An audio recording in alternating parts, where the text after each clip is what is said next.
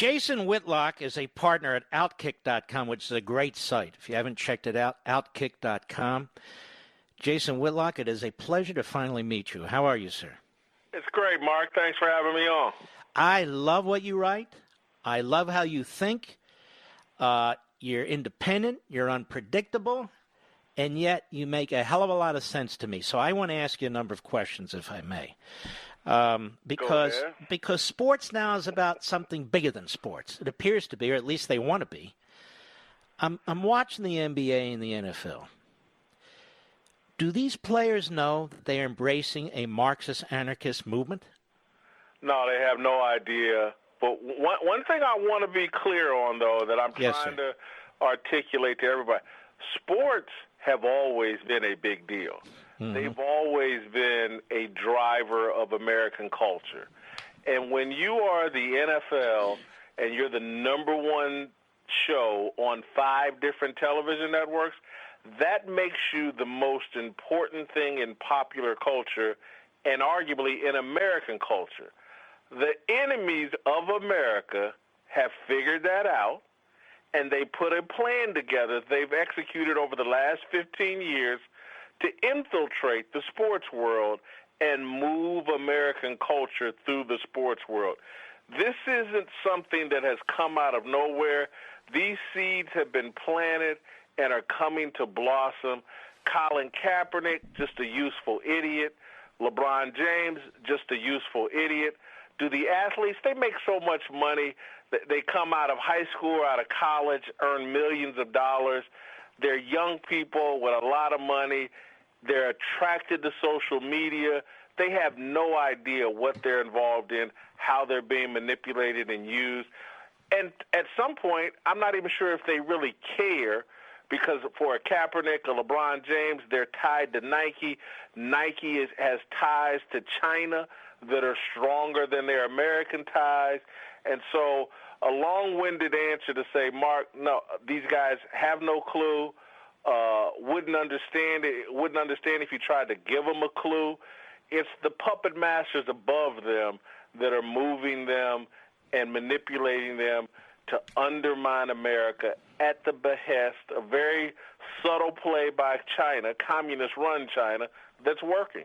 Now, that's interesting. So they do it through, well, money, obviously. Money's power, but they're doing it through sneakers and clothing and that sort of thing? In other words, China? Well, listen, Nike obviously has business ties to the 1.5 billion people in China, need to be in that market to sell their shoes, have to have ties to the Asian market to have their manufacturing plants use this slave labor. And so what China is doing, or what Nike's doing, and the NBA really doesn't care about the American public. The next big financial score for the NBA is this global agenda that they have. The NBA is a globalist corporation, no different than Nike. Nike is a $40 billion corporation. The NBA is an $8 billion corporation. Nike has helped the NBA understand if we can improve our relationships with China, the television contract the NBA can get from China could dwarf anything you have in America and from these U.S. television networks. And so China, what have the communists always smeared the West with? Oh, we're racist. The West is racist. The United States is racist. They mistreat black people. That's always been the smear on the West and the United States. That's why these Nike athletes, LeBron James, Colin Kaepernick, are the leaders of smearing America as racist. LeBron James has been to China enough that if he's opened his eyes, he could see how black people are treated in China. He could see the abuse of people of color in China. But because he and Nike want to maintain a good relationship with China, they continue to smear America as the racist place, say nothing about the abuses going on in China. This is a corporate play by Nike. Nike was in bed with President Obama. They prefer Trump's whole America First agenda scares globalist corporations like Nike and wannabe globalist corporations like the NBA. Wow. I didn't even think of it this way. Absolutely brilliant. Let me ask you this. They talk about systemic racism. They never define it. Are they talking about their fans? Most of them live in extraordinarily wealthy neighborhoods that are mostly white. Are they talking about their neighbors? Most of them send their kids not to these schools in inner city Cleveland or Newark or Washington, D.C. or New York. Send them to suburban schools or private schools. So who do they mean when they say systemically racist? Or they don't mean anything? What they mean is, honest to goodness, is that someone told them about a column or a book that Ta-Nehisi Coates wrote, and he used the term systemic racism, and they just repeated. And that's their explanation for anything that's happened here that's unfair to black people. Well, that's systemic racism. And the truth doesn't matter.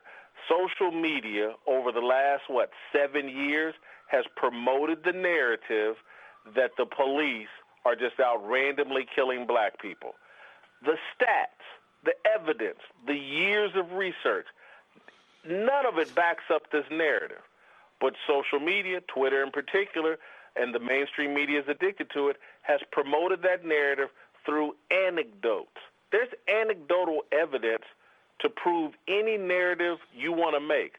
You can come up with an anecdote that says Jason Whitlock has got one of the best bodies in American history. You can come up with an anecdote to prove that, but the research would tell you, no, the guy's 300 pounds, he's overweight. But you can come up, racist people of either persuasion, black, white, brown, yellow, they can come up with an anecdote to prove their narrative. Does the research bear it out? That's always the stumbling block. And as it relates to the police brutality narrative that they've been riding through social media, it just doesn't stand up against the actual facts and evidence.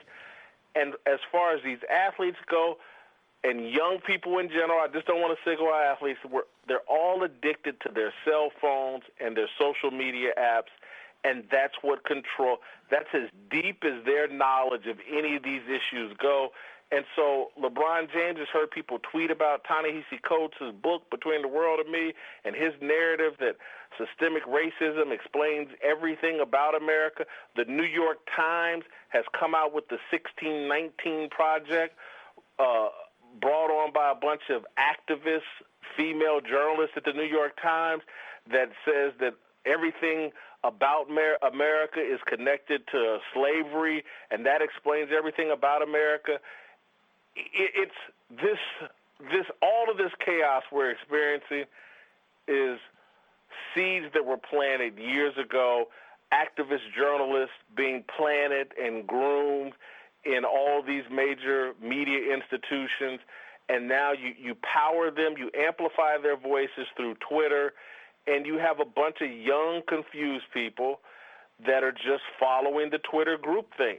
And if you stray from that course, if you raise your hand and say, hey, I think they're lying, if you're black, they're going to call you a sellout and a coon. If you're white, they're going to call you racist. And so people stand down and don't push back because they don't want to be smeared that way. Mm-hmm. You know, Kareem Abdul-Jabbar wrote this piece, I'm sure you know, in The Hollywood Reporter. And I agreed with most of it. And being Jewish and all, I see this growing anti-Semitism in one political party. I see, even among athletes, these comments about Jews, and some of this is a repetition of what Farrakhan has said. They're misquoting Hitler, and then other athletes are silent. They haven't spoken up. And Jabbar said, what the hell is this? Either we're for human beings and we're for civil liberties, or we're not. What explains that, do you think? Listen, when you've been convinced that the most important thing about you is the color of your skin, you're going to lapse into racism. Period. End of discussion. Social media has helped promote the idea that either your race identity or your sexual identity is the most important part of you.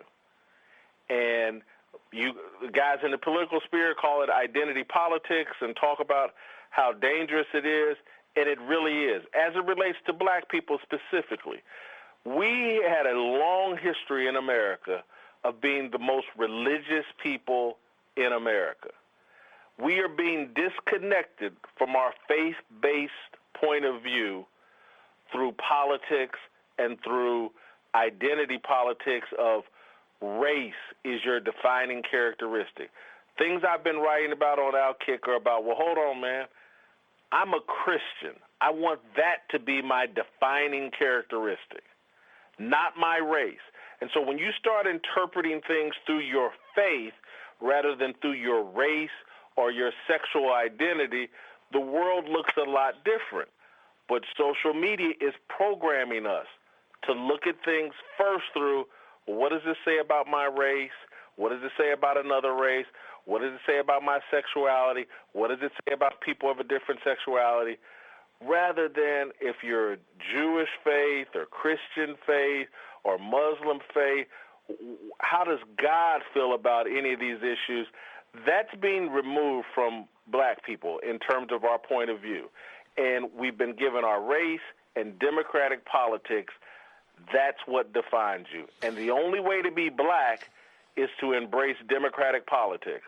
If you, again, Joe Biden was not lying when he said, if you don't vote for me, you ain't black. People got upset with Joe Biden. If you don't support the Democratic Party, lock, stock, and barrel, you're not black. And Mark, I don't participate in politics. I've never voted. I don't have a political identity. I've shared with everybody, judge me as a Christian, then judge me as an American. Those are the ways I want to be judged.